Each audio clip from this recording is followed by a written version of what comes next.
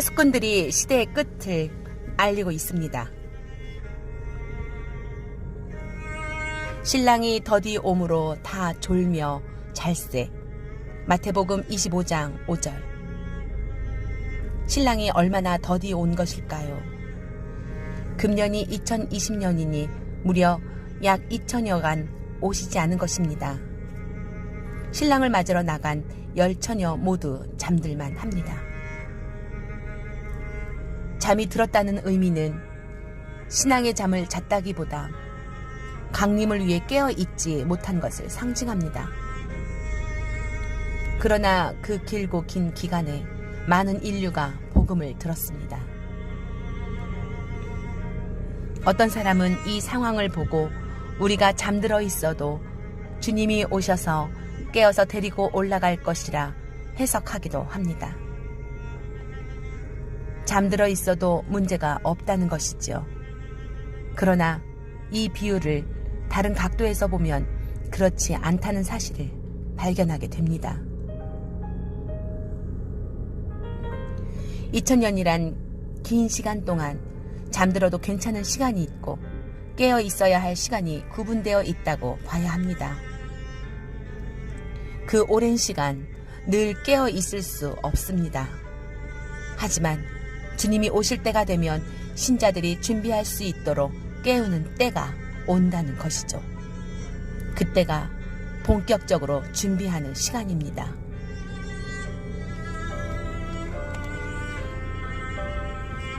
그렇다면 언제 주님이 교회를 깨웠을까요? 근거가 있어야 합니다. 세 가지 측면에서 교회를 깨웠다고 봅니다. 첫 번째, 와치는 그동안 귀가 아프게 언급한 이스라엘의 회복입니다. 무화과 나무가 싹이 난 것으로 상징된 이것은 교회를 깨우는 나팔 소리가 되었고 한 세대의 기간을 정했습니다. 두 번째 와치는 각종 징조들입니다. 2000년 들어 징조들이 수직적으로 증가했습니다. 2014년에 일어난 테트라드는 전 세계의 많은 신자들을 깨웠습니다. 반유대주의가 세계적으로 증가했고 팔레스타인을 일방적으로 지지하기 시작했습니다. 동성결혼과 낙태가 합법화되었고 SNS의 등장과 함께 신성모독이 증가했습니다. 중동 평화안이 공표되었으며 주류 언론의 작영화 변신은 짐승의 체제를 지지하는 과장된 입의 역할을 할 것입니다. 이스라엘은 계시록에서 소돔과 애굽으로 예고되었는데 동성의 세계 3위가 되었고 하나님보다 번영과 재물을 숭배하는 애굽으로 상징되었습니다. 교회도 예외가 아니었는데 도덕적 타락, 세속주의, 미지근한 신앙으로 충성심을 잃어버렸습니다. 기술적으로 666 짐승의 표가 가능한 시대로 진보했으며 코로나 전염병은 통제와 감시 사회를 구현하는 촉매 역할을 했습니다. 세 번째 와치는 파수꾼들의 외치는 소리가 전 세계적으로 등장했습니다. 일부 깨어있는 교회도 때를 설교했지만 대다수 교회는 침묵했기에 인터넷을 통해 익명과 무명으로 광야에서 외치는 자들이 나타났습니다. 주의 오실 길을 예비하라. 주의 오실 길을 곧게 하라. 외치는 소리에 많은 신자들이 깨어났고 준비했습니다. 그러나 모든 교회, 모든 신자들이 깨어난 것은 아닙니다. 10명의 처녀 비유에서 뚜렷한 대조는 깨어난 신자들이 슬기로운 처녀들로 상징되며 아직도 잠에 빠져있는 처녀들은 미련한 처녀들로 상징되었습니다.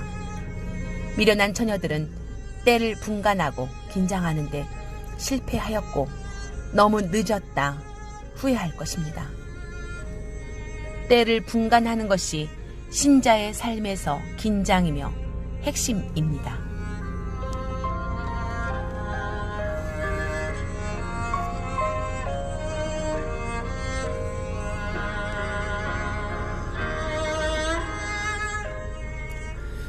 그렇다면 언제까지 깨어 있어야 하며 신랑이 오는 경점은 언제입니까? 무화과 나무 한 세대는 마지막 남은 때를 표시했습니다. 최종 세대가 끝나가고 있습니다. 코로나 바이러스는 전 세계의 시대의 끝을 알리는 사이렌 소리였습니다. 중국과 전염병과 좌파 주류 언론과 일루미나티 세력은 짐승의 체제를 준비하며 가속화시켰습니다. 파수꾼들은 종합적으로 시대의 끝을 알리고 있습니다. 전염병으로 새로운 국면의 전환이 짧은 시간 허용되었고 카운트다운이 시작되었으며 이제는 마음의 준비를 하라고 합니다. 그러나 아무도 그날을 이때쯤이라 단정할 수 없을 것입니다. 이제 우리는 시대의 끝에 도착했습니다. 피신할 기회가 주어졌지만 소돔이 여자의 마음의 찌꺼기로 남아 비극적인 최후를 맞이한 롯의 아내의 전철을 밟지 마십시오. 세상의 것들에 미련을 두고 그것에 집착하지 마십시오. 주님의 만찬에 초대받은 이들은 복이 있습니다. 머지않아 우리의 아름다운 저택에서 안식을 취할 것입니다. 기쁨의 함성 터져 나올 것입니다. 마라나타.